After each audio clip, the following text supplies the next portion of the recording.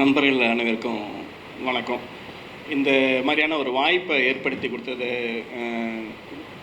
ராமசாமிக்கு நன்றி. அப்புறம் இப்போ வரைக்கும் ஒரு கிளாஸில் உட்காந்துருக்கிற மாதிரி எனக்கு ஒரு ஃபீலிங்கு.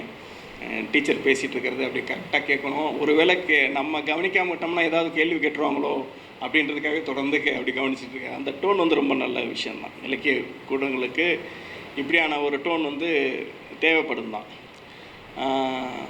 நல்ல பேச்சு தான். நான் முதல் முறையாக கேட்குறதுனால இது. அப்புறம் வந்து ரொம்ப முக்கியமாக சொன்னோம்னா அவங்க எடுத்து கொடுத்தாங்க. 2 விஷயம் ராமசாமி பேச சொன்னதில் எனக்கு ரொம்ப சந்தோஷமாக இருந்தது. ஃபஸ்ட்டு அவர் ஸ்பார்டகஸ் பேசினதில் அவர் அதிகபட்சமாக எல்லா நூலையும் படிச்சிருவார். இப்போது சண்முக தோழரை அறிமுகப்படுத்தி வச்சார். அவரும் அப்படி தான் இருந்திருக்கார். இப்போது சமீப காலங்களில் சில புத்தகங்கள் அவர்களால் வாசிக்க முடியல. இப்போ அவர் சொன்னார் பார்த்தீங்களா, விஷ்ணு வந்தால் ஒரு கதை தான் படிச்சிருக்கேன்னு. எனக்கு இது பல வருஷம் கழித்து ராமசாமி வந்து இப்படி சொல்கிறது. ஏன்னா மேக்சிமம் அவர் படிச்சுட்டு தான் என்கிட்ட பேசுவார்.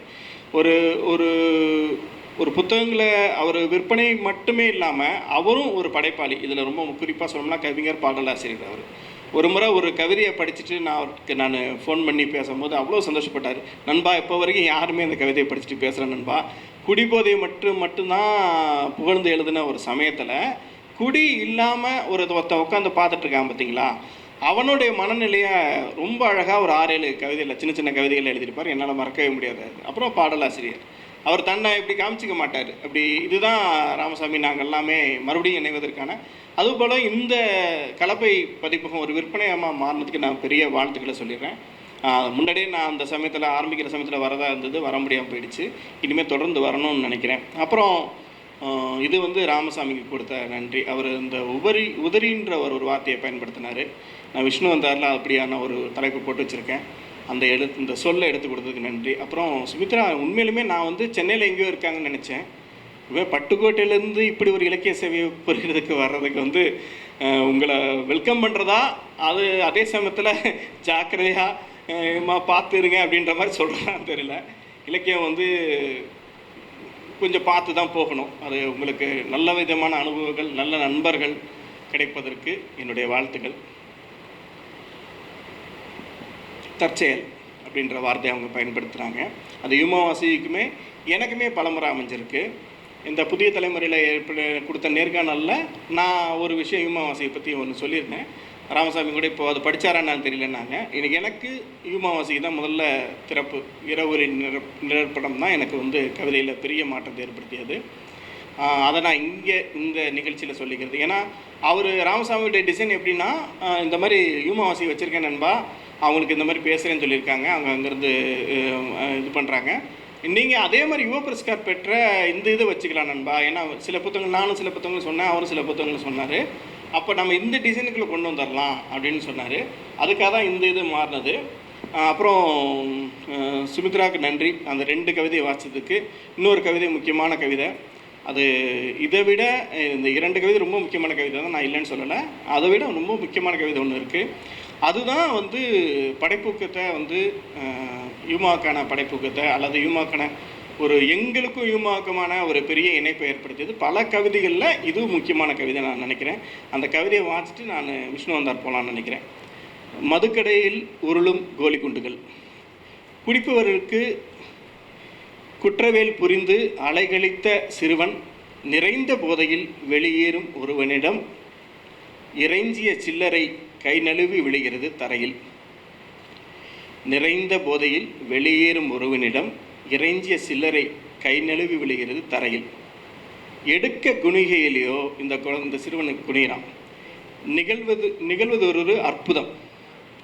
அவன் சட்டைப்பையிலிருந்து தவறி களியிரிட்டு சிதறின கோழி குண்டுகள். அத்தனை பேரையும் சட்டென்று இணைத்து கொண்டு நெடுக ஓடுகின்றன அவை. அத்தனை பேரையும் சற்றென்று இணைத்து கொண்டு நெடுக ஓடுகின்றன அவை. கடந்த காலங்களில் மிதந்து பார்த்திருப்பவர்களின் பாலியத்தில் தட்டி நின்றன. எங்கே போயிட்டான் பாருங்க கவிஞன். கடந்த காலங்களில் மிதந்து பார்த்திருப்பவர்களின் பாலியத்தில் தட்டி நின்றன. தயங்கி திகைத்த சிறுவனிடம் கருணை கூர்ந்து ஒருவன் தன்னருகே கிடந்ததை எடுத்து கொடுத்தான். போதை மிகுந்த அன்புடன் மற்றொருவன் அவ்வாறே செய்தான். தாளா குற்றோணர்வில் நெகிழ்ந்த கரங்கள் பல ஆசிகள் என கோழிக்குண்டுகளை பொறுக்கி சேர்த்தன அவனிடம். ஹியூமாவாசியுடைய கவிதை. இதை சேலத்தில் வே பாபு இந்த வரிகள்லாம் பார்க்காம மனப்பாடமாக ஒரு வரி விடாமல் நிறுத்தி நிதானமாக வாசித்ததை சொன்னதை நான் கேட்டிருக்கேன் பல முறை. அடுத்து இல்லை, நீங்கள் அந்த கவிதை எங்கே போனாலும் வாசிக்கலாம். நான் அந்த நேர்காணலில் டக்குன்னு கேட்டனால இந்த கவிதை மென்ஷன் பண்ணாமல் விட்டுட்டேன். நான் என்ன செய்யும் அப்படின்றது பல பேர் இங்கே இருக்கக்கூடிய நண்பர்கள் எல்லாருமே கேட்டிருப்பீங்க. கதைகள் நம்மளை என்ன செஞ்சது, என்ன செய்யும் அப்படின்னு. சனிக்கிழமை சாயங்காலம் இத்தனை பேர் வந்ததே பெரிய விஷயம். ராமசாமி சொல்லிகிட்டு இருந்தார், இத்தனை பேர் வருவாங்களா, அத்தனை பேர் வருவாங்களா. சண்முகத்தோட கூட நானும் ராமசாமிக்குமே அது தெரியும். ஏன்னா 4-5 பேர் இருக்கிற கூட்டத்தை அவரும் பார்த்துருக்கிறார். அந்த 4-5 பேரில் அவரும் ஒருத்தராக உட்காந்துருக்காரு. அப்போ தான் நான் இந்த மாதிரியான கூட்டங்கள் குறைவாக இருக்கிற காலத்தில் இன்குலாப்பு தான் எனக்கு மறுபடியும் நினைவு வருவார். இதுக்கு முன்னாடியே ஒரு பதிவு பண்ணியிருக்கேன். விதை நெல் குறைவாக தான் இருக்கணும் அப்படின்னுவார் இன்குலாப். விதை நெல் மூட்டையாக இருக்கக்கூடாது அப்படின்வார். அப்படி நான் கூட்டங்கள் அதிகமாக இருக்கிற இடத்துல நான் படவடப்பாக இருக்கேன். இவ்வளோ கூட்டம் இருக்கேன், நம்ம ஏதாவது தப்பு பண்ணுறோமான்ற மாதிரிலாம் யோசிச்சிருக்கேன் நான். எனக்கு குறைவாக இந்த கூட்டம் இருக்கிறது ரொம்ப ஒரு பெரிய விஷயம் இல்லை. சுருதி டிவி நண்பர்கள் வந்திருக்காங்க, அவங்க இன்னும் நிறைய பேர் கொண்டு போவாங்க. தந்தி சேனலா நியூஸ், நன்றி. முதலே அவர் தந்தின்னு சொல்லும் போதே நான் யோசித்தேன், நியூஸ் 7 தான் சொன்னாங்கன்னு. அவங்களுக்கும் நன்றி. இந்த கதைகள் என்ன பண்ணுது அப்படின்றது ஏகப்பட்ட விளக்கங்கள் இருக்குது. கவிதைகள் என்ன பண்ணுறது ஏகப்பட்ட விளக்கங்கள் இருக்குது. நான் இந்த தொகுப்புக்கு தேவையான ஒரு இடத்த மட்டும் கேப்சர் பண்ணிக்கிறேன். ஒரு மத்தியதர வர்க்கத்துடைய மனநிலை ஒன்று இருக்குது. இன்றைக்கும் இந்த சூழலையும் அது இருக்குது. மத்தியதரம் இல்லை, மிடில் கிளாஸே இல்லைன்றதெல்லாம் நம்ம நினைக்கவே கூடாது. நமக்கு ஒருத்தர் கொஞ்ச நாளைக்கு முன்னாடி எழுதியிருந்தார் முகநூலில், அந்த மாத கடைசிலாம் இப்போ வர்றதில்லைன்னு. அது அப்படி இல்லை, மாத கடைசிலாம் வரதான் செய்யுது. மாத கடைசி வருவது மாதிரி கிரெடிட் பில்லு டெபிட் ஆகிற இடம் இருக்குது பார்த்தீங்களா, அதுக்கெல்லாம் தவிக்கிற நாட்களில் நான் நானும் ஒருவனாக அல்லது பல மனிதரை நான் பார்த்துட்டு தான் இருக்கிறேன். அதில் மிடில் கிளாஸோடைய பிரச்சனை இந்த மாத கடைசி 25-26 தேதின்றது போய் 13-7 தேதி அல்லது 13-15 அல்லது 7 சில பேருக்கு 7-9 இப்படியான தேதியாக மாற்றப்பட்டிருக்கே தவிர்த்து பெரிதளவுலாம் பொருளாதார ரீதியிலையோ இல்லை மற்ற ரீதியிலையோ மிடில் கிளாஸ் என்றைக்குமே மாறாமல் அப்படியான ஒரு சூழ்நிலையில் தான் தொடர்ந்து ஒரு கடன் அடுத்த மாதத்தோட கடன் முடியுதுன்னு நினைச்சாலே வேறு ஒரு பெரிய பிரச்சனையோடு நிற்கும். அதை விட அதிகமாக போகும். இப்படிலாம் நம்ம வாழ்க்கையை வாழ்ந்துட்டு தான் இருக்கோம். ஆனால் இந்த மத்தியதர வர்க்கத்தில் ஒரு விதமான கருத்தியல் விஷயத்தை எது செய்யுதுன்னு அதிகமாக பார்த்தீங்கன்னா, இப்போ நீங்கள் ஒரு மீடியாவுக்குள்ளே எடுத்துக்கிட்டிங்கன்னா சினிமா, சீரியல் அல்லது செல்ஃபோனு, இப்போ சமீப காலத்தில் செல்ஃபோனு அப்படின்ற மாதிரி. ஆனால் இந்த செல்ஃபோன்லேயும் சீரியல்லையும் அல்லது சினிமாலேயும் சொல்லப்படக்கூடிய கருத்துக்களை எங்கே அவங்க கேட்ச் பண்ணுறாங்கன்னா, கதைகள் வழியாக சொல்லப்படக்கூடிய கருத்துக்களெல்லாம் கேட்ச் பண்ணிக்கிறாங்க. ஒரு பெண் வெளியில் போகக்கூடாது, 9 மணிக்கு மேலே வெளியில் இருக்கக்கூடாது, ஒரு பெரிய பாலியல் பலாத்காரம் நடந்தாலும் அதுக்கு பின்னணியில் அந்த பெண்ணை தான் குற்றம் சொல்லக்கூடிய சமூகத்தில் தான் நம்ம இன்றைக்கும் இருக்கிறோம். இன்றைக்கி பெரிய பெரிய மாற்றம்லாம் நமக்கு ஏற்படலை. இல்லை அந்த பெண் மேலே தவறு இல்லை, அதாவது அந்த ஆணை தான் முதல்ல இதை செய்யணும்னு. அப்படி அந்த பாதிப்பு செய்த அந்த வர்க்கத்தை நம்ம பள்ளி சொல்கிற இடத்துல வேற ஒரு இடத்துக்கு போயிடுறோம். எங்கன்னா அவனை சுட்டு கொல்லணும், இல்லை அறுத்தெறியணும் அப்படின்ற மாதிரி. இந்த மனநிலை எவ்வளோ தவறோ அந்த மனநிலையும் தவறு தான். அதுபோல் 9 மணிக்கு மேலே அவன் எங்கே போனான், அவன் ட்ரெஸ்ஸு சரியில்லைன்றது மாதிரியான பலருடைய மனநிலை. இப்போ நீங்கள் சொல்கிறீங்களே சாதி இல்லை மதம் இல்லைன்னு எதுக்குடா திருப்பி சொல்லிட்டு இருக்கீங்கன்னு சில பேர் கேட்குறாங்க. நான் கூட்டிகிட்டு போய் காமிக்கவா? இன்னமும் சாதியை பார்த்துக்கிட்டு தள்ளி வைக்கக்கூடிய இன்றைக்கி இருக்கக்கூடிய நவீன உலகம் இவங்க சொல்லக்கூடிய இடத்துல இனி என்ன ஆளுங்கன்னு கேட்குற இடத்துல தள்ளி வைக்கக்கூடிய இடத்த நான் அப்படியான மனிதர்களை காமிக்கவா? இன்றைக்கி ஒரு இடத்துல போய் ஒரு வீடு கேட்டுட்டிங்கன்னா வீடு கொடுத்துருவாங்க உடனே. இல்லை ஹவுஸ் ஓனர் எங்கே கூட இருக்கட்டும், அவன் ஃபாரினில் கூட இருப்பாங்க. யார் என்ன ஏதுன்னு அதாவது என்ன ஏதுன்னு விசாரிக்கிறதுல பெரிய அளவு இதுதான். இந்த பட்டையை தான் உள்ளே விடுறாங்க. இந்த பட்டையை உள்ளே விட்டு அது ஓப்பனாகவே சொல்கிறேனே, இது எடிட்லாம் பண்ண வேண்டாம். அது வேறு விதமான நூலோ வேறு விதமான நிறங்களோ இருந்துச்சுன்னா உடனே ஓகே ஆகிடுது. அவங்களுக்குள்ளே அது செய்வாங்களா செய்ய மாட்டாங்களா, இல்லை இவங்களுக்குள்ளே இதை செய்வாங்களா செய்ய மாட்டாங்களா இல்லை. அப்போது இந்த மத்தியதர வர்க்கத்தில் கதைகள் என்ன செய்யுதுன்றது மிக முக்கியமானது. நான் விஷ்ணுவந்தார் பற்றி தான் பேச போகிறேன். அதுக்காக இந்த விஷயத்தை முதல்ல சொல்லிடுறேன். அப்போ நம்ம கதைகள் வழியாக எதை நம்ம கொண்டு போகிறோம், எதை நம்ம சேர்க்குறோம் அப்படின்றது. எனக்கு இதில் ரொம்ப பிடித்த ஒரு கதை இருக்குது. அதை பற்றி நான் ஃபஸ்ட்டு சொல்லிடுறேன். அந்த கதையை நான் சொல்ல போகிறதில்ல. கதை என்ன, எனக்கு கதை வந்து சொல்லக்கூடிய விஷயங்கள் என்னவாக இருக்குன்னா, தன்னுடைய குழந்தைக்கு வந்து எதுவுமே செரிமானத்தன்மை குறைவாக இருக்குது. பிறக்கும் போதே அந்த குழந்தை வந்து தாய்ப்பால் வந்து ஒரு அளவுக்கு மேலே, ஒரு அளவுனா ஒரு 2 சொட்டு 3 சொட்டுக்கு மேலேயே அதுக்கு வந்து ஒவ்வாமை காரணமாக வாந்தி எடுக்க ஆரம்பிச்சிருது. இதை வந்து டாக்டர்கிட்ட காமிக்கிறாங்க. இது 2 வருஷம் எப்படியாவது கொஞ்சம் அட்ஜஸ்ட் பண்ணி ஓட்டுங்க, 2 வருஷம் கழித்து பார்க்கலான்னு சொல்கிறாங்க. 2 வருஷம் கழித்து பார்க்கும்போது அது அப்படி தான் இருக்குது. இதுதான் அவனுடைய பிரச்சனை. இது ஒரு சமயத்தில் மரணித்து போகுது இந்த குழந்தை. இப்போது தன்னுடைய வயிற்றுக்குள்ளே அது நடுவில் சரியாகுது. அதான் அந்த கதைக்குள்ளே போக வேண்டாம். நான் வயிற்றுக்குள்ளே எந்த பொருளையும், உணவுப் பொருள் எதுவாக இருந்தாலும் அதை கிரகித்து கொள்ளாமல், அதை ஜீரணிக்க தன்மை இல்லாமல் அது வெளியேற்றி விடுகிறது. வாய் வழியாக இல்லை வேறு வழியாக வெளியேற்றி விடுகிறது.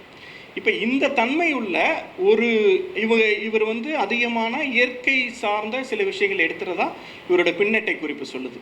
அப்போது இவர் எங்கே கோவப்படுறாரு அப்படின்னா, இந்த கதையோட ஆரம்பத்தில் ஒரு கடல் நோக்கி உள்ளே போய்கிட்டே இருக்கார். கடல் வந்து அவருக்கு அவ்வளவு கோபத்தோடு அவர் பார்க்குறாரு. கடலை பார்த்துட்டு கடலை நோக்கி உள்ளே போகிறார். இந்த கடலை அவர் என்னவா பார்க்குறாருன்னா, தன்னுடைய குழந்தையோட வயிறாக பார்க்குறார். என்னன்னா, எதை தூக்கி எறிஞ்சாலும் திரும்பி எரிஞ்சிடும், கடலில் இருந்து தூக்கி வீசப்படும் அப்படின்னு யுவன் சந்திரசேகர் கூட ஒரு கதை இது சம்மந்தமாக எழுதியிருக்கிறார். கடலில் என்ன போட்டாலும் தூக்கி எரிஞ்சிடணும். நீங்கள் வந்து இப்போ ஆழி பேரலையோடைய பேரழிவை கூட நீங்கள் அப்படி தான் பார்க்கணும். இந்த இயற்கை சூழலில் நம்ம என்ன கொடுத்தோமோ அதை திரும்பி தூக்கி எரிஞ்சிட்டு அதை பாட்டு அதனுடைய வேலையை செய்யக்கூடிய ஒரு தன்மை, இயற்கையோட தன்மை அது. அப்போ இந்த இயற்கை தன்மையை அவர் எப்படி பார்க்குறாருன்னா, தன் மகனின் அடிவயிற்றில் வந்து செரிமானமாகாத பொருளை எப்படி ஒரு கிரகித்துக் கொள்ளாத ஒரு பொருளை எப்படி எரிகிறதோ அந்த வகையாக அதை பார்க்கிறார். ஆனால் அந்த கதாபாத்திரம் பார்க்கக்கூடிய அந்த பார்வை எனக்கு சில குறைபாடுகளை கொடுக்குது. ஆனால் இயற்கை எரிவதற்கும் நம்மளுடைய உடல் செரிமானத்துக்கும் அவர் கனெக்ட் பண்ணி பார்த்துக்கிறார். அவர் அந்த கதையில் பார்த்துக்கிறாரு. ரொம்ப சரியான இடத்தில் முடித்த ஒரு கதையாக எனக்கு அது தோணுது. இப்போ பிடித்த கதைன்னு சொன்னாலே அல்லது புனிதம் சொன்னாலே ஆப்போசிட்டில் ஒரு விஷயம் உருவாகிட்டு தான் இருக்கும். இப்போ புனிதம் அப்படின்னு ஒரு விஷயத்தை நம்ம கட்டமைச்சு மேலே ஏற்றுறனாலே சாத்தான் அல்லது கீழ்மையானது, கீழானது அப்படின்ற ஒரு இடத்த நம்ம வேறு ஒரு மறைமுகமாக கட்டமைச்சிக்கிட்டு இருக்கோம் தான் பொருள் வந்து புரியணும். நீங்கள் வந்து ஒரு பெரிய குருபீடத்தை கட்டி எழுப்புறீங்கன்னா வேறு எங்கேயோ எதையோ யாராலையோ நசிக்கப்படுறீங்கன்னு அர்த்தம். அல்லது அதில் வந்து ராமசாமி சொன்ன உதிரிகள் வந்து நசிக்கப்படுறாங்கன்னு அர்த்தம்.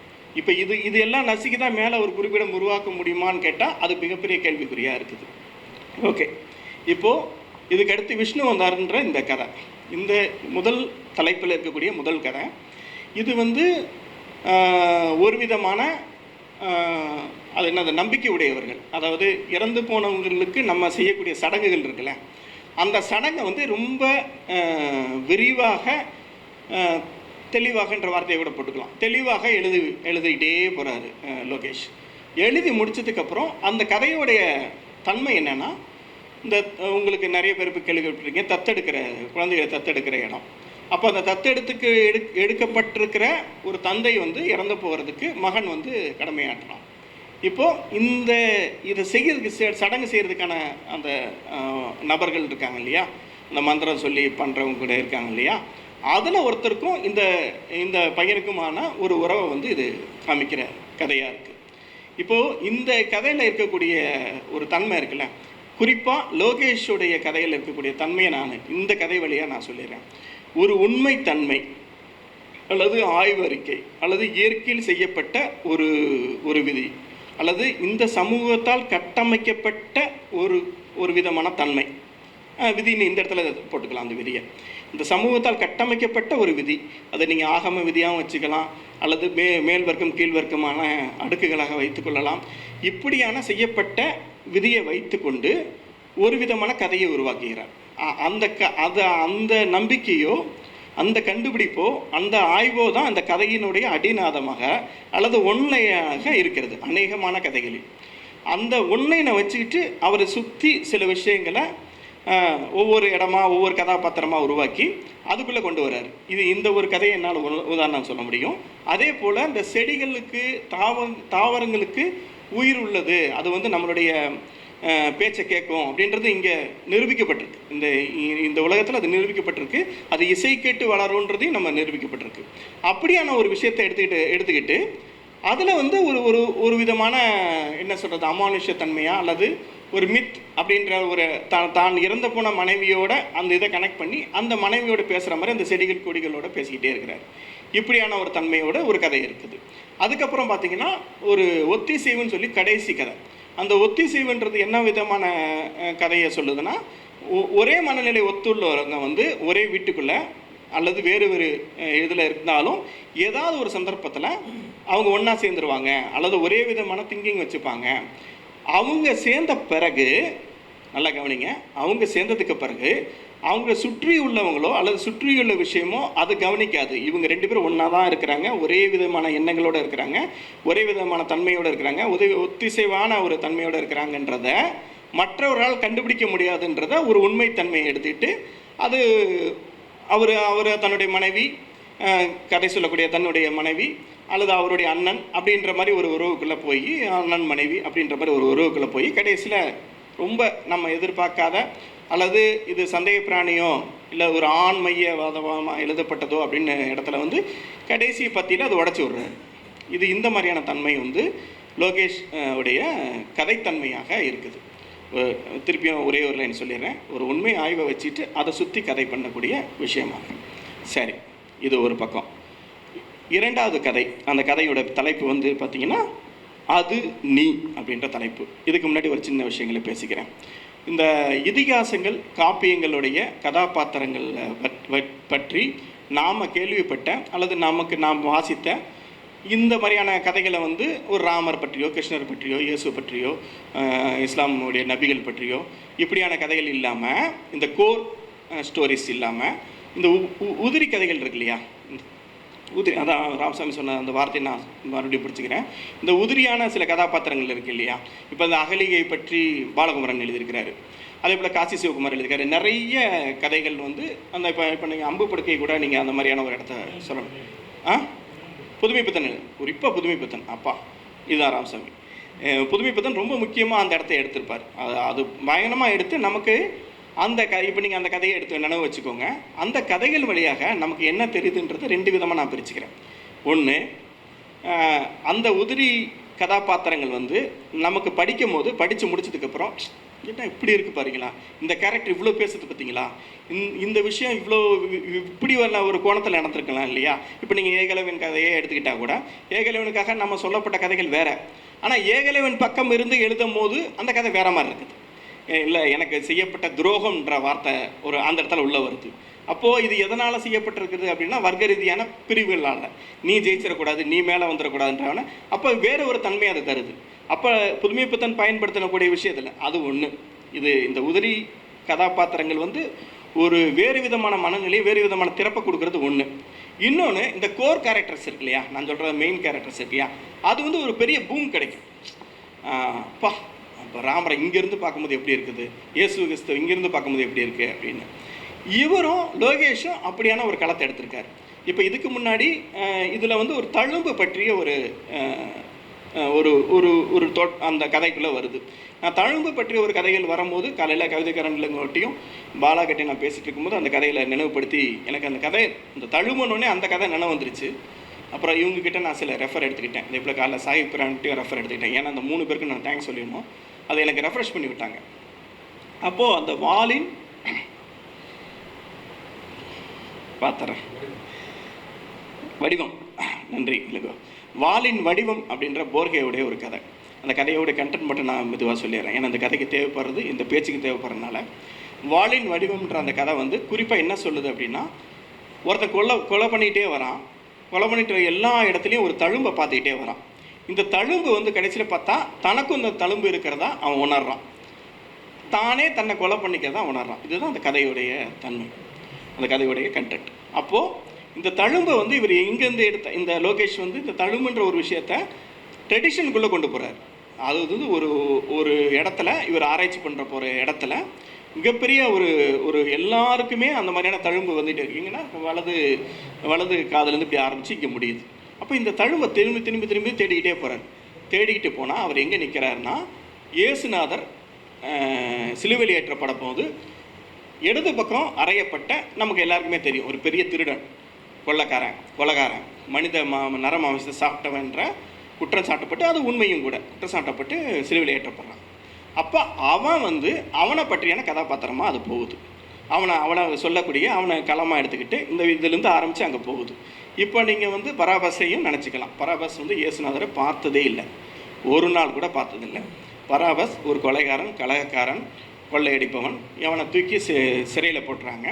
சிறையில் வந்து பார்த்திங்கன்னா அவனுக்கு சிறையில் போடப்பட்ட எல்லா கைதிகள் மாதிரியும் அவனும் ஒவ்வொரு முறையும் சிலுவை செய்யப்படக்கூடிய சத்தங்கள் கேட்கும்போது பயப்படுறான், பரிதவிக்கிறான்.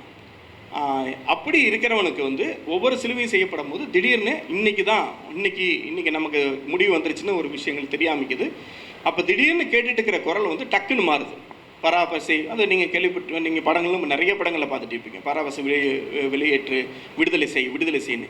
இவனால் நம்பவே முடியவில்லை. இயேசுவை சிலுவையில் ஏற்று, இயேசுவை சிலுவையில் ஏற்று, இப்படியான ஒரு இடத்துக்கு அவன் பேசும்போது நமக்கு என்ன தோணுது அப்படின்னா, இவனுக்கு பராபஸ்க்கு என்ன தோணுதுன்னா, என்னடா அவரை பற்றி வேறு மாதிரி கேள்விப்பட்டோம், நம்மால் ஒரு கலாக்காரனாக கேள்விப்பட்டோம், உயிர்த்தெழுது வச்சுருக்காங்க கேள்விப்பட்டிருக்கோம், ஒரு ஒரு பாலியல் தொழிலாளியை வந்து வேறு ஒரு விதத்தை சொல்லி அவங்கள காப்பாற்றிருக்காங்க கேள்விப்பட்டிருக்கோம். ஒரு மிகப்பெரிய தாட்சியம் உள்ள இந்த இடத்துல எனக்கு பென்ஹர்னு ஒன்று வருது. பென்ஹரில் தண்ணி ஊற்றுற அந்த ஒரு சீன் வந்து இயேசுநாதர் தான் வருவார். அதை நீங்கள் பென்ஹர் படம் பார்த்தீங்கன்னா தெரியும். அவ்வளோ அழகாக முகமே காட்டாமல் இருப்பாங்க. அதே பென்ஹர் வந்து பின்னாடி வந்து ஒரு குற்ற உணர்வோடு தான் அது முடிப்பான், துரோகத்தோடு தான் அவன் முடிப்பான். அந்த காயின் கிடைக்கல அப்படின்ற மாதிரி, அந்த முத்திரை பதித்த இது கிடைக்கலன்னு சொல்லிட்டு தான் அதுதான் அந்த இது வருது. அப்போ இங்கே இந்த இடத்துல பராபஸ் வந்து தன்னை ஒரு பெரிய இதுவாக வெளியே வந்துடுறான். வெளியே வந்து தூரமாக இருந்து பார்க்குறான், இயேசுநாதரை பார்க்குறான். அவர் அவ்வளோ அமைதியாக இருக்கிறார். எல்லாரும் இயேசுநாதரை சிலுவையில் சொல்கிற இடத்துல எதுக்கு இந்த கதையை சொல்கிறேன்னா, அந்த சமயத்தில் நமக்கு இயேசுநாதரும் சரி பராபஸும் சரி வேறு விதமான இந்த வரலாற்றின் பக்கங்கள்லேருந்து வேறு விதமான ஒரு தன்மையை தர்றான். இப்போ லோகேஷுக்கு மறுபடியும் வரேன். இப்போ இடதுல இருக்கக்கூடிய அந்த திருடன் ஏன் திருடன் ஆனான்ற கதையை அவன் விரைவாக சொல்கிறான். இப்போ நமக்கு எல்லாருக்குமே தெரியும் இயேசு ஏன் தன் சிலுவையில் வாங்கி கொண்டாருன்றது ஒரு இடத்துல சொல்கிறாங்க. அது தான் பிறக்கும் போது அழிக்கப்பட்ட பல குழந்தைகளுக்காக அந்த சிலுவையை அவர் ஏற்றுக்கொள்கிறார், அந்த தண்டனையை அவர் ஏற்றுக்கொள்கிறார் அப்படின்றத அவர் சொல்கிறாங்க. அப்போது அப்படியாக கொலை செய்ய முயற்சி செய்யப்பட்டு தப்பித்துடைய ஒரு சிறுவனாக தான் இந்த இடது பக்கம் இருக்கக்கூடிய இவனாக இந்த கதையை முடிக்கிறார். அப்போது கடைசியில் அதே போல் அவருக்கு சொர்க்கத்தை கொடுத்துட்றாரு. இவர் இயேசு மறுபரப்பு செய்கிறதா சொல்கிறார். எனக்கு என்ன இங்கே போதாமை இருக்குன்னா, இந்த கதையில் நான் எதிர்பார்த்துருக்கிறேன், ஒருவேளை என்னுடைய எதிர்பார்ப்பாக கூட இருக்கலாம், இயேசுநாதன்றது ஒரு பெரிய பூம் காட்ட வேண்டிய இடத்துல இல்லாமல் இருக்குது.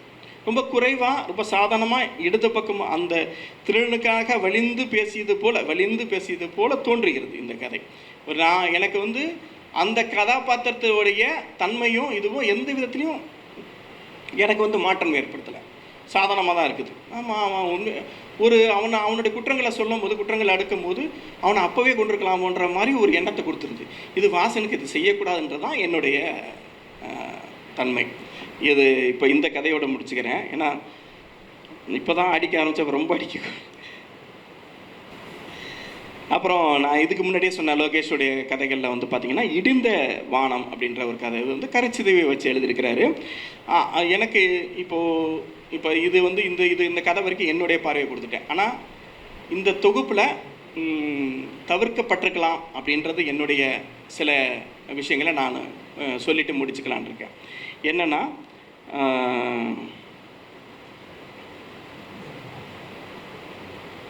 இல்லை அதுக்கு முன்னாடி தேனாண்டாள்னு ஒரு கதை இருக்குது, அதை பற்றி மட்டும் கொஞ்சம் 2 வரி சொல்லிடுறேன். தேனாண்டாள் கதை வந்து ஒரு மலைவாழ் மக்களை பற்றிய ஒரு கதையாக வருகிறது. மலைவாழ் மக்களின் மொழியும் அவர்களுடைய வாழ்க்கை முறையும் அதில் காமிப்பதாக லோகேஷ் நினைத்துக் கொள்கிறார். உண்மையிலுமே மலைவாழ் மக்களை பற்றிய எந்த அளவுக்கும் புரிதல் இல்லாத ஒரு கதையாக எனக்கு தோன்றுகிறது.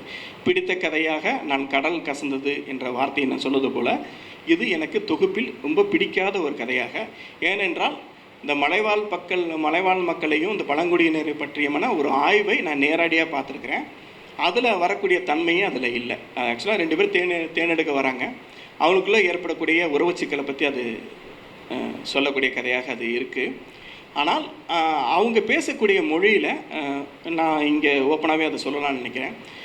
ஒரு ஆண்குறி குறித்து ஒரு கெட்ட வார்த்தையை பயன்படுத்துவாங்க. அது ஒவ்வொரு வட்டாரத்துக்கும் ஒரு இடத்துல மாறும், சரிங்களா? இது எல்லாருக்குமே ஏற்றுக்கொள்ளக்கூடிய விஷயமா தான் இருக்கணும். மறுத்தாலுமே நான் அதை ஏற்றுக்கிறேன். எந்த வட்டாரத்தில் அதை இப்படி பேசுகிறாங்கன்னு நான் சொல்லணும். இப்போ நான் வந்து பிறந்தது ராமநாதபுரம், இருந்தது 86 வரைக்கும் இருந்து மதுரை, 86க்கு அப்புறம் இத்தனை வருஷமாக பல வருஷங்களாக திருவண்ணாமலையில் தான் நான் வளர்ந்தேன். அதுக்கப்புறம் சென்னைக்கு வந்தேன். என்னுடைய மொழி, என்னுடைய அந்த வட்டார வழக்கெல்லாம் வச்சுக்கிட்டு நீங்கள் எதுவுமே கண்டுபிடிக்க முடியாது. பொதுவான ஒரு மொழிக்கு அதுவே அமைஞ்சிருச்சு. நான் ஒன்றும் பிளான் பண்ணிலாம் என்னை மாற்றிக்கல, அதுவே அமைஞ்சிருச்சு. அது அப்படியும் போது இப்போ நான் எந்த ஒரு காரணம் போது இப்போ தோழருக்கு சண்முக தோழர் கேட்டார், நான் சென்னைன்னு சொல்லியிருந்தா கூட அவர் நம்பியிருக்கலாம். அல்லது பக்கத்தில் இருக்கக்கூடிய ஏதோ ஒரு காஞ்சிபுரமோ திருவள்ளூரோ அல்லது அதுக்கு பக்கத்தில் இந்த செங்குன்றமோ ஏதோ சொல்லியிருந்தா கூட நம்பிக்கலாம். ஏன்னா என்னுடைய மொழி குறித்து வட்டாரம் சம்மந்தப்பட்ட எதுவுமே எனக்கு எங்கிட்ட வாடை இல்லை. எங்கள் அம்மாட்ட பேசுனீங்கன்னா கண்டிப்பாக கண்டுபிடிச்சிருவீங்க எந்த ஊருன்னு. ஆனால் இதில் என்னென்னா எதுக்கு சொல்ல வரேன்னா, இந்த கெட்ட வார்த்தை வச்சு பேசுகிறது இருக்குல்ல, அது பெருமாள் முருகன் எழுதியிருக்காரு, இன்னொரு இதுவும் வந்திருக்கு, ஷார்னிவா தான் எழுதியிருக்காங்க. இப்போ இதில் வந்து கெட்ட வார்த்தை பயன்படுத்தல. அந்த பகுதி மக்கள் வட்டார மொழின்னு சொன்னால் கார்த்திக் புலந்தி சொன்னான் அன்றைக்கி, உண்மையுமே லாஞ்சிநாடு சாத்துவார், அது மக்கள் மொழி. ஒவ்வொரு பகுதி மக்களுடைய மொழி இருக்குல்ல, அந்த மொழி வந்து அந்த தன்மையை, அந்த மண்ணோட தன்மையை, அந்த சூழலுடைய தன்மையை, அந்த தட்பவெப்ப நிலையை வெளிக்காட்டக்கூடிய தன்மையாக தான் அது இருக்குது. இதுக்கான பெரிய ஆய்வே நடத்திருக்கிறாங்க.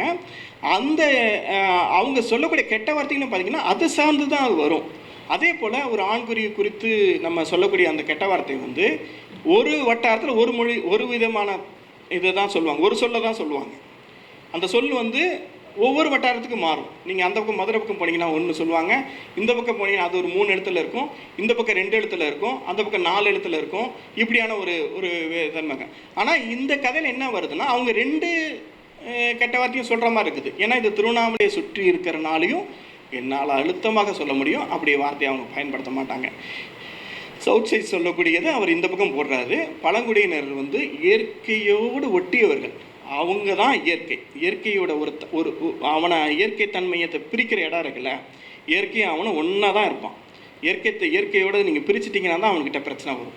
இப்போ நம்ம என்ன பண்ணுறோன்னா, மலைக்கு கீழே நின்றுக்கிட்டு பச்சை பசேன்னு ஒரு மலையை பார்த்துட்டு எவ்வளோ அழகாக இருக்குப்பார், அதனுடைய விளிம்புகள் எவ்வளோ அழகாக இருக்குப்பார், கடவுள் எப்படி படைச்சிருக்கான் பார். அதாவது நான் இது பொதுமொழியாகவே பேசுகிறேன், கடவுள் எப்படி படைச்சிருக்கான் பார், அடா சூப்பர்ரா அப்படின்னு. அந்த பக்கம் வெட்டி எரிஞ்சிக்கிட்டு இருப்பானுங்க, அதெல்லாம் அவன் பார்க்க மாட்டான், அதுக்கெல்லாம் போராட்டத்துக்கெல்லாம் போகவே மாட்டான்.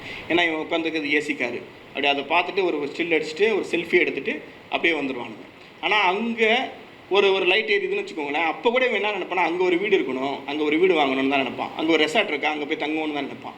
அந்த மக்களை பற்றி எந்த புரிதலும் இல்லாமல் இருக்கும். இன்றைக்கும் பார்த்தீங்கன்னா என்னுடைய நினைவு சரியாக இருந்தால் விழியன் வந்து ஒரு முறை, விஷ்ணுபுரம் சரவணன் வந்து ஒரு முறை எழுதியிருந்தான். இங்கே இறங்கி இல்லை சாரோன், எழுத்தாளர் சாரோன் வந்து ஒரு இதை பதிவு பண்ணியிருந்தார். இந்த இடத்துல இறங்கி ஒரு ரொம்ப தூரம் போய் படிச்சுட்டு வந்து திரும்பி வந்து கடைசி பஸ் கிடைக்காம ஒரு ஷேர் ஆட்டோவில் வந்து அங்கேருந்து நடந்து மலைக்கு போய் படிக்கிற குழந்தைகள் இன்றைக்கும் இருக்குது. நீங்கள் ஜோலார்பேட்டை பக்கம், இந்த ஏலகிரி பக்கம், திருப்பத்தூர் பக்கம் போனீங்கன்னா தெரியும், கண்ணன் தோழர் கூட தெரியும், இந்த பக்கம் போனீங்கன்னா அதெல்லாம் கிடைக்கும். அப்போது இந்த மக்களுடைய தன்மை ஒன்று இருக்குல்ல, இவங்களோட மொழி இருக்குல்ல, இது வந்து ரொம்ப முக்கியமானதாக இருக்கும். ஏன்னா நம்ம போகிற போக்கில் எழுதக்கூடிய விஷயத்தில் அப்படி செஞ்சிடக்கூடாதுன்றது தான் என்னுடைய மனநிலை. ஏன்னா இது நூல் அறிமுகம்னு போட்டிருக்கு, ஆனால் இது ஒரு பெரிய விருது வாங்கியிருக்கு. இப்போ விருது வாங்கின இதை வந்து நம்ம பேசக்கூடாது, விமர்சனம் பண்ணக்கூடாதுலாம் ஒன்றும் கிடையாது. நம்ம என்னுடைய பார்வையை இதை நான் பார்வையாக பகிர்ந்துக்கிறேன். அது ஏன்னா மலைவாழ் மக்களையோ பழங்குடியரோ தொல்குடியரோ அவங்களுடைய தன்மையே வேறு. அவங்கள நம்மளால் புரிஞ்சிக்க முடியலனாலும் அவங்களை டிஸ்டர்ப் பண்ணாமல் இருக்கணுன்றது தான் என்னுடைய வேண்டுகோள். அது அப்புறம் இந்த இடத்துல அதையும் சொல்லிடலான்னு நினைக்கிறேன். இது சால்ட் பதிப்பகம், என்னுடைய நெருங்கிய நண்பன் நரன். அவனுடைய எல்லா விஷயத்திலும் நான் இருப்பேன், என்னுடைய எல்லா விஷயத்திலும் அவன் இருப்பான். இவ்வளோ தன்மையோடு சொல்லி தான் அதை சொல்லணும்லாம் அவசியம் கிடையாது. இதில் ஒரு இடத்துல வந்து ஒரு தவறான ஒரு வார்த்தை பயன்படுத்தப்பட்டிருக்கு. தாழ்ந்த குலம் அப்படின்ற இதை வந்து பேச்சு மொழியில் இல்லாமல் உரைநடை மொழியில் இதில் வந்திருக்கு. அது அடுத்த பிரிண்டிங்கில் அது சரி செஞ்சால் நல்லா இருக்கும்னு என்னுடைய வன்மையான கண்டனங்கள் கூட சொல்லலாம். சிரிச்சுக்கிட்டே தான் சொல்ல தெரியுது எனக்கு, என்னுடைய தன்மையோட சொல்லிடுறேன். வன்மையான கண்டனங்கள் அந்த தாழ்ந்த குலம் அப்படின்னு போட்டதுக்கு. அதே போல் நான் கடைசியாக வந்துடுறேன், இதுக்கு மேலே வேண்டாம், கடைசியாக வந்துடுறேன். அதே போல் அந்த வார்த்தையை தவிர்க்கலாம். அப்புறம் மக்களின் மொழியாக அவங்க சொல்கிறது, நான் இப்போ இந்த மலைவாழ் மக்களை பற்றி சொல்கிறது, அப்புறம் மக்களின் பிரச்சனையை கூட அங்கே இருக்கக்கூடிய மலைவாழ் மக்கள், அது குறிப்பாக அந்த தேனாண்டன்ற கதை தான் என்னை ரொம்ப உறுத்திக்கிட்டே இருந்தது. அது அப்புறம் நம்ம அந்த கார் கதவை க்ளோஸ் பண்ணிவிட்டு பார்க்குற இதை வந்து கொஞ்சம் இறங்கி கொஞ்சம் நடந்து பார்க்கலான்ற மாதிரி தான் தோணுது. அப்புறம் குறிப்பாக எழுத்துப்பிழை, ஒவ்வொருத்தருக்கும் ஒரு வார்த்தை இருக்கும். நான் பயன்படுத்தும் போது தான்ற வார்த்தை பயன்படுத்துவேன். அப்புறம் எழுதி முடிச்சுட்டு அந்த தான்ற வார்த்தை நீக்கிறது தான் எனக்கு பெரும்பாடாக இருக்கும். அதுபோல் இளங்கோக்கு ஒரு இது இருக்கும், ராமசாமிக்கு ஒன்று இருக்கும், சண்முக தோழருக்கு இருக்கும், சுமித்ராவுக்கு ஒன்று இருக்கும், கண்ணன் தோழருக்கு ஒன்று, எல்லா எழுத்தாளருக்குமே இருக்கும். அப்படியே ஒரு வார்த்தையை பயன்படுத்திட்டு கேன் எஸ் ராமகிருஷ்ணன் நீங்கள் எடுத்து படிச்சிங்கன்னா ஒரு 2-3 கதை படிச்சிங்கன்னா பிடிச்சிடுவீங்க. அவர் அதிகமாக பார்த்தீங்கன்னா வெயிலை கொண்டு வந்துக்கிட்டே இருப்பார். இப்போ என் ஸ்ரீராம் எடுத்துக்கிட்டிங்கன்னா மழையை கொண்டு வந்துகிட்டே இருப்பார், மழை பெஞ்சிக்கிட்டே இருக்கும். அகரமூனுடைய இது எடுத்துக்கிட்டிங்கன்னா அவனுக்கு ஒரு சொல்லாடல் இருக்கும். நான் அந்த சொல்லாடல் குறித்து எந்த இதுவும் இல்லை. அது அது அது அவங்களுடைய தன்மையாக இருக்குது. அது அப்படி எழுதுனா தான் அது சரியாகன்ற மாதிரி அவங்களுக்கு ஒரு சாட்டிஸ்ஃபேக்ஷன் இருக்கணும். ஆனால் இவருடைய லோகேஷோடைய இது வந்து ஏதோ அப்படின்ற நெடில், ஏதோ அப்படின்றது நெடில்லாம் சொல்ல ஆரம்பிச்சிட்டேன் டீச்சர், உங்கள் எஃபெக்ட்னு தெரியல. அந்த வார்த்தை எல்லா இடத்துலையும் ஏதோ ஏதோ ஏதோ ஏதோன்னு வருது. அதாவது பேச்சு மொழியில் பேசுகிறது வேறு, ஏதோவத்தை வந்து தொலைஞ்சாண்டா அப்படின்னு சொல்கிறது வேறு. ஆனால் ஒரே அந்த நடுவில் வர நரேஷன்லேயும் ஏதோ தான் வருது, இதுலேயும் ஏதோ தான் வருது. அதை கொஞ்சம் சரி பண்ணலான்றது. அதே போல் பேச்சு மொழியில் நம்ம பேசுகிறது வேறு. நீங்கள் ஒரு கேரக்டர் பேசுதுன்னா நீங்கள் என்ன விதமான தப்பாக அதே போல் லாங்குவேஜ் உள்ளே கொண்டு வந்துடணும். அந்த விஷயத்தில் லோகேஷ் ஒரு சமூகத்தை, ஒரு உயர்மட்டத்தை மிக சரியாக அழகாக கொண்டு வர்றார். மற்ற இடத்துங்களை அது கோட்டை விட்டுறாரு. அது எப்படி அந்த இடம் மட்டும் உங்களுக்கு வருதுன்னா ரொம்ப சந்தோஷம், வாழ்க, வாழ்த்துக்கள். ஆனால் மற்ற சமூகத்துடைய மக்களுடைய மொழியும் புரிஞ்சுக்கிட்டு அதே தன்மையை நீங்கள் கொண்டு வந்தீங்கன்னா ஒரு எழுத்தாளர் தன்மைக்கான விஷயமாக அது படும்னு என்னுடையது. இது ஏதோன்னு வர மாதிரி இந்த நம்ம பேச்சு மொழியில் இன்னொரு இது, தரையை மொழிகிட்டு வான்னு சொல்லுவாங்க. ஆனால் எழுதும் போது மெழுகிட்டு வா தான் எழுதணும், மெழுகுதல் அப்படின்றதான். ஏன்னா அது ஒரு பசைத்தன்மை, வளவளப்பு தன்மை. இந்த மெழுகுதல்ன்ற வார்த்தை வந்து 4-5 இடத்துல லோகேஷுக்கு வருது. ஒவ்வொரு இடமும் முழுகுதல் தான் வருது. நான் பேச்சு மொழியில் வர்றதை நான் சொல்லவே இல்லை, என்ன வேணால் வரலாம். மசுரே அப்படின்றது தான் சொல்லுவாங்க. ஆனால் நீங்கள் ஒரு இதை எடுத்தும் போது முடி, கேசம், மயிர் அப்படின்ற கூட எழுதலாம். மயிர்னு எழுதுனா தப்பு கிடையாது, மயிர் அப்படின்னு கூட எழுதலாம்.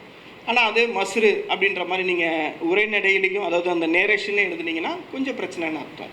அதை திருத்திக்கணுன்ற மாதிரி அடுத்த தொகுப்பு அவரது வந்துருச்சு. அரோமா, அவர் அதுக்கு வாழ்த்துக்கள்.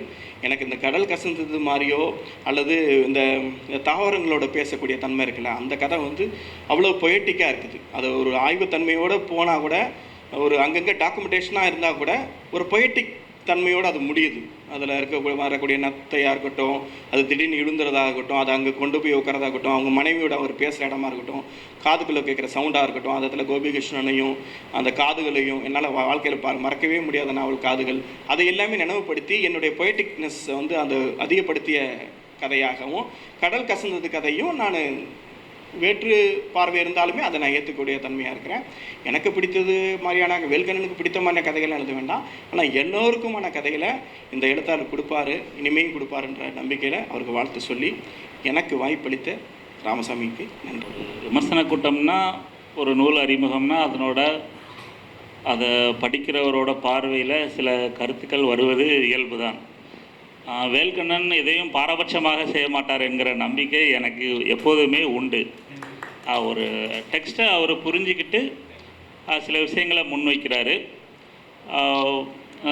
நூலாசிரியராக வந்து இப்போ எல்லாரையுமே அழைச்சி ஒரு கம்பைண்டாக பண்ணுறதுக்கு எனக்கு ஒரு ஆசை உண்டு.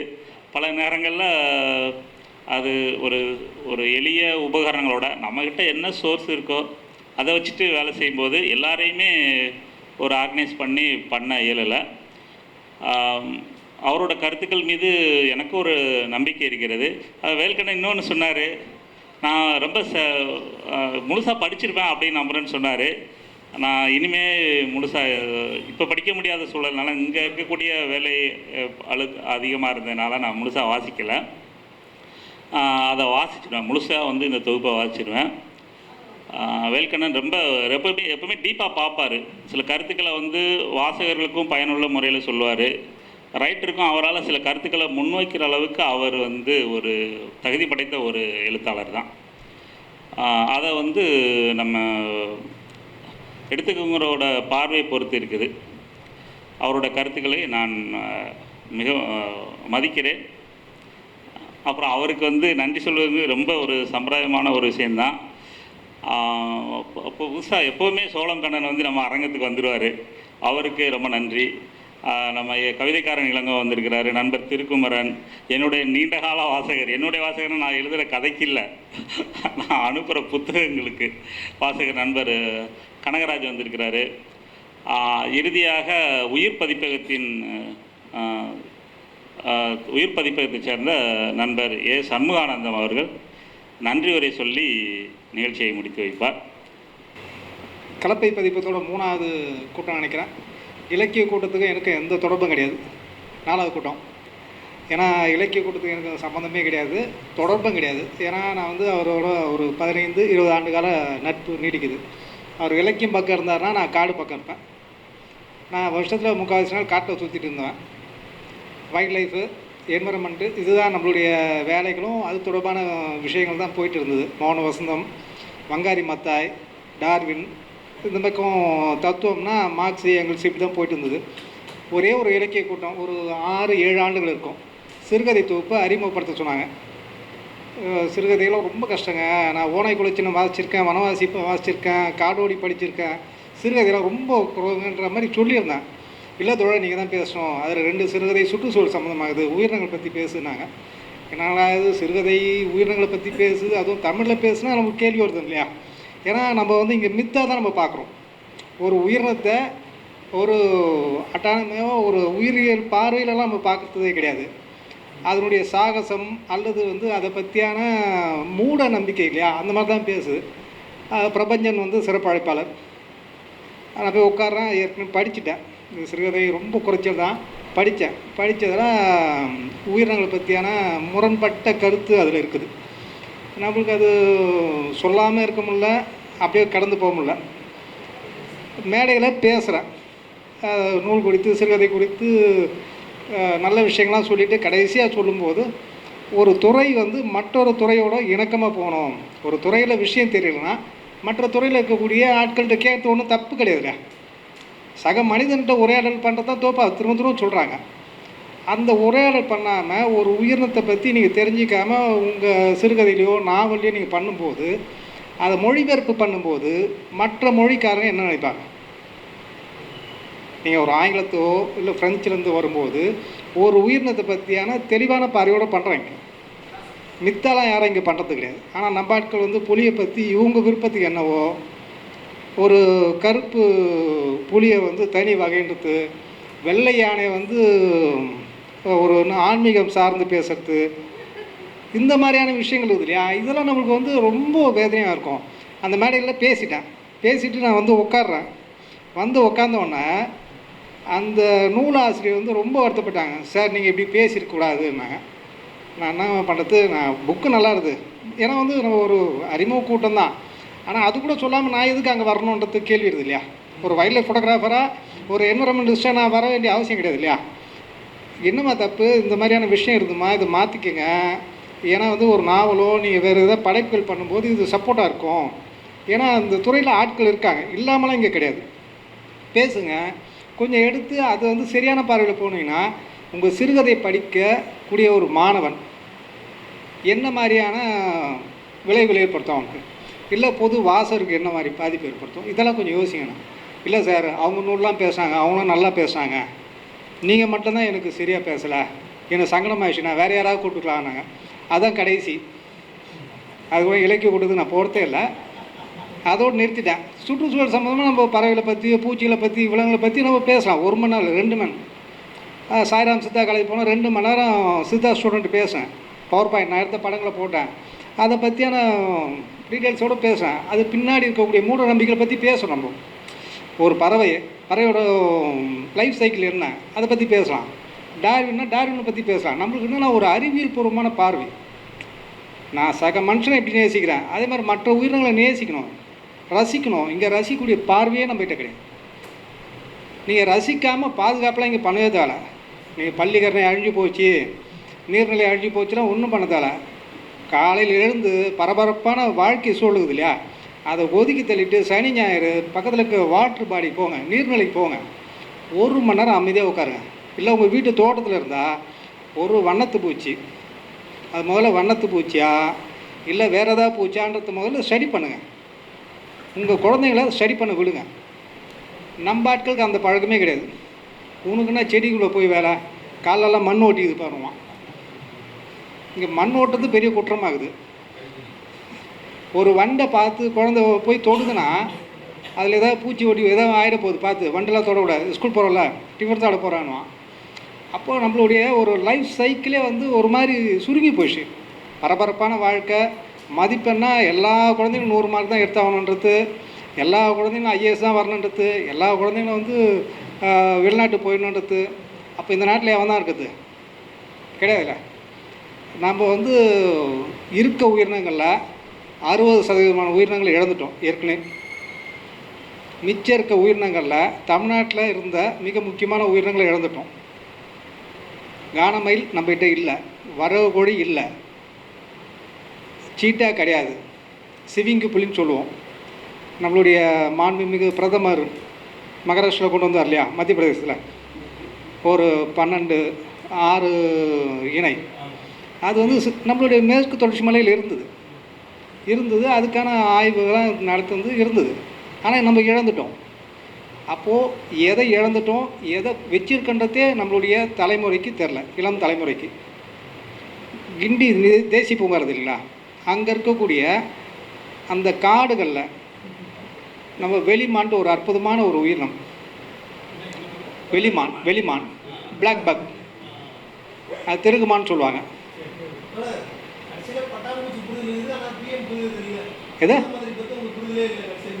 எதை பற்றி கிடையாது. இல்லை, பொது மேடை வேறு ஒன்றும் இல்லை. என்னன்னா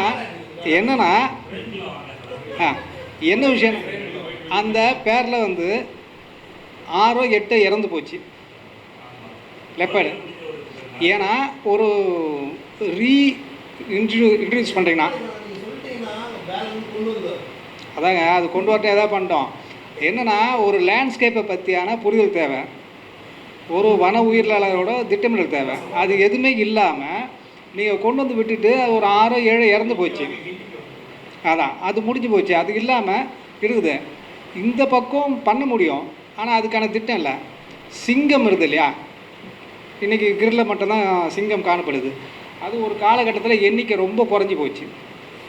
குறைஞ்சி என்ன சொல்லுது, ஏதாவது ஒரு நோய் தொற்று வந்தால் அந்த லேண்ட்ஸ்கேப்பில் இருக்கக்கூடிய எல்லா சிங்கமும் அழியுன்ற மாதிரியான முடிவு வந்துச்சு. அப்போது வேறு ஒரு நிலப்பரப்பில் அதை கொண்டு போய் அறிமுகப்படுத்தலாம், மறு அறிமுகம் பண்ணலான்ற மாதிரி ஒரு திட்டமிடல் இருந்தது. அதுக்கான திட்டமிடலில் அந்த ஆய்வில் வந்து ஒரு தமிழர் தான் ஈடுபட்டிருந்தார். இது ஒரு 10-15 ஆண்டுகள் முன்னாடி.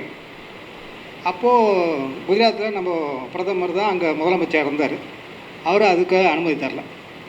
இன்றைக்கி வரைக்கும் அது ஒரு நெருக்கடியான சூழலில் தான் இருக்குது. ஆமாம்.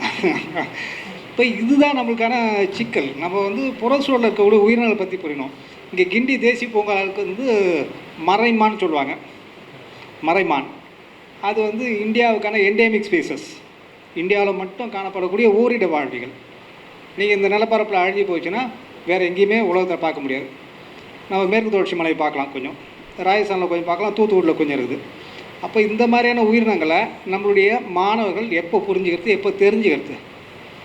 அப்போது சிறுகதையோ நாவலோ, சில நாவல்லாம் படிக்கும்போது பார்த்திங்கன்னா நம்மளுக்கு ரொம்ப சங்கடமாக இருக்கும். ஒரு மரம் இருந்ததுன்னுவான், அது என்ன மரம், அது என்ன மரம், வேப்ப மரமா இல்லை வந்து ஆலமரமா அரச மரமா, அதுக்கான தன்மை என்ன, இதெல்லாம் தேவையில்ல. ஒரு பறவை பறந்து சென்றதுன்னுவான், ஒரு விலங்கு போனது, என்ன விலங்குடா அது. அப்போது ஒரு இலக்கியவாதின்னா ஒரு அடிப்படை பண்பு இருக்கணும் இல்லையா. நான் இலக்கியம் பற்றி பேசலாம், எனக்கு தெரியாது, நான் படிக்கலை. இப்போது ராமசாமி தோழர் இது ஒருங்கிணைப்புன்னு யாராவது என் பேர் வேறு போட்டிருக்காரு. நான் சுற்றுச்சூழல் சம்மந்தம் பண்ணுறேன்னா இந்த புக்கை நான் படித்தாகணும், இது ரெண்டுத்தையும். ஏன்னா மதியம் தான் நான் யூமாவாசி தோழர் பார்த்து பேசிவிட்டு ஒரு 1 மணி நேரம் தோழர்கிட்ட பேசிட்டு வந்தேன். அவருடைய ஒரு 3 புத்தகம் நம்ம கொண்டு வரோம், உயிர் சார்பாக கொண்டு வரோம். அப்போது தோழர்கிட்ட பேசும்போது நான் ஒரு புக்கை நான் படிக்காமல் அவர் டிரான்ஸ்லேட் பண்ண புக்கை நான் கொண்டு வரேன், நான் படிக்கிறேன். படிக்க நான் கொண்டு வர போகிறதில்ல.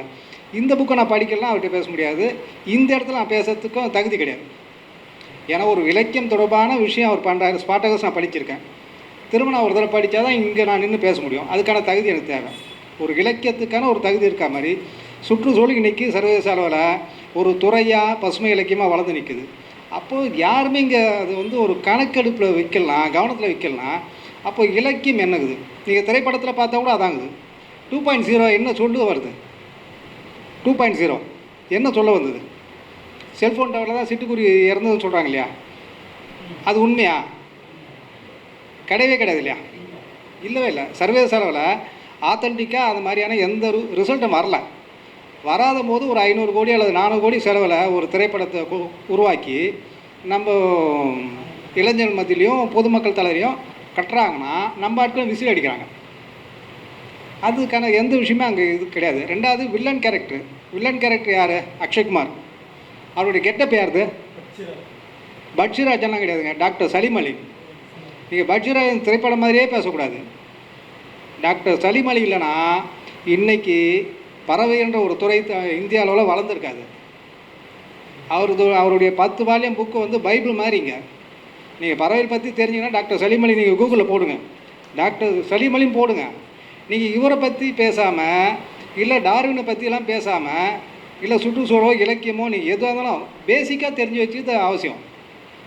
அவர் தான் முதல்ல வந்து பிரிட்டிஷ்காரன் என்ன பண்ணுறான்னா துப்பாக்கியில் சுட்டான். அன்டர் அவன் எல்லா இடத்துலையும் போய் சுட்டான். ஆயிரக்கணக்கான நூற்றுக்கணக்கான விலங்குகளை கொன்று பாடம் பண்ணி ஸ்பெசிஃபிக்காக வச்சு தான் ஆய்வு பண்ணான். நீங்கள் புலி வந்து நான் சென்னை இலக்கிய திருவிழாவில் பேசும்போது சொன்னதுன்னா கிண்டியிலேருந்து நம்ம செங்கல்பட்டு வரைக்கும் பெரிய காடு. அது சென்னையே ஒரு காடு. நீங்கள் 150 இல்லை 200 ஆண்டுகள் முன்னாடி புலி அங்கே இருந்துக்குது. இப்போ கூட சமீபத்தில் அடிக்கடி ஊடகங்களை பார்த்தீங்கன்னா சிறுத்தை நடமாட்டம்ன்றது செங்கல்பட்டு வனப்பகுதியில் வரும் காடுகளில். அப்போது இந்த மாதிரியான விஷயம் இருக்கும்போது நம்ம எல்லா உயிரினங்களும் இழந்திருக்கோம். எல்லாம் அன்பண்ணியே போயிடுது. ஒரு பொழுதுபோக்காக இருந்தது. அதை மாற்றினவர் டாக்டர் சலீம் அலி. அவர் தான் முதல்ல என்ன சொல்கிறாருன்னா களத்துக்கு போ, அது காடாக இருந்தாலும் சரி, மலையாக இருந்தாலும் சரி, சதுப்பு நிலமாக இருந்தாலும் நீர்நிலையாக இருந்தாலும் ட்ராவல் பண்ணு. அந்த உயிரினத்துக்கு தொல்லை ஏற்படுத்தாமல் ரொம்ப கேர்ஃபுல்லாக 1 மாதமோ 2 மாதமோ நின்று களத்தில் நின்று ஆய்வு செய். ரசி, இயற்கை ரசி, உன்னை சுற்றி இருக்கக்கூடிய உயிரினங்கள் ரசி. பாதுகாப்பு 2வது விஷயம். இந்த இடத்துக்குள்ளே நம்ம இங்கே வந்து நிற்கலைன்னா நம்ம வந்து எல்லா உயிரினங்களும் அழிச்சிட்டு, எல்லா உயிரினங்களோட வாழ்வை அழிச்சிட்டு மனுஷன் இங்கே சந்தோஷமாகவும் மகிழ்ச்சியாகவும் நீடித்த நிலையான வளர்ச்சி இருக்காது. இப்போ அந்த வகையில் வந்து இந்த மாதிரியான தளங்கள் வந்து ரொம்ப முக்கியம். இந்த இலக்கியம் பேசக்கூடிய ஆளுமைகள் சுற்றுச்சூழல் சார்ந்து அக்கறை எடுக்கணுன்றது தான் என்னுடைய விருப்பமானது. இந்த நிகழ்ச்சிக்கு வந்திருந்த தோழனுக்கு அறிமுகம் இப்போ தான் பார்க்குறேன். வேல்கண்ணன் தோழர் இப்போ தான் பார்த்தேன். மற்ற தோழர் ஓரளவுக்கு அறிமுகம். இந்த வாய்ப்பு வந்து இன்னும் அடுத்தடுத்த கட்டத்தை நகர்த்தணும். ராமசாமி தோழர் நான் முதல்ல பார்க்கும்போது ஒரு புத்தக விற்பனையாளர், ஒரு கவிஞர், ஒரு பதிப்பாளர். அடுத்த ஒரு பரிமாணம் இப்போ வருது. சிறுவர்களுக்கான உயிரினம் சம்பந்தமான மிக முக்கியமான டாக்குமெண்ட் பண்ணியிருக்காரு. உயிர் சார்பாக ஒரு புத்தகம் வருது. தகைவேளான் இருக்குது இல்லையா, பறவை தகைவேளான், பான் ஸ்வாலோ, அதை பற்றியான ஒரு அற்புதமான கட்டுரை எழுதுக்க. அது வட்டார வழக்கு சொல்கிறோம் இல்லையா, சங்கரங்கோயில் வட்டார வழக்கில் அட்டகாசமாக பண்ணியிருக்காரு. அது குழந்தைகளுக்கான டிராயிங்கோட ஃபோட்டோகிராஃபியோட ரெடி ஆகிடுச்சு. அவர் கையில் தான் இருக்குது. அவர் திருத்தம் பண்ணி கொடுக்கணும். நான் பண்ணுறேன்னா அவர் பண்ணி கொடுத்தா நல்லா இருக்குன்றது தான். ஆனால் தோழர்கிட்ட வந்து கடின உழைப்பாளி, வெவ்வேறு தளங்களில் வேலை செய்யக்கூடிய ஆட்கள். இந்த மாதிரி ஆட்களை தமிழ் சமூகம் பார்க்கறது மட்டும் இல்லை, அவங்கள அடுத்த கட்டத்தை நகர்த்த வேண்டிய வேலை தான் நம்மகிட்ட இருக்குது. அதனால் இந்த மாதிரியான நிகழ்ச்சிகளுக்கு வந்து தொடர்ச்சியாக ஆதரவு கொடுக்கணுன்றது கேட்டுக்கிறேன். நன்றி, வணக்கம்.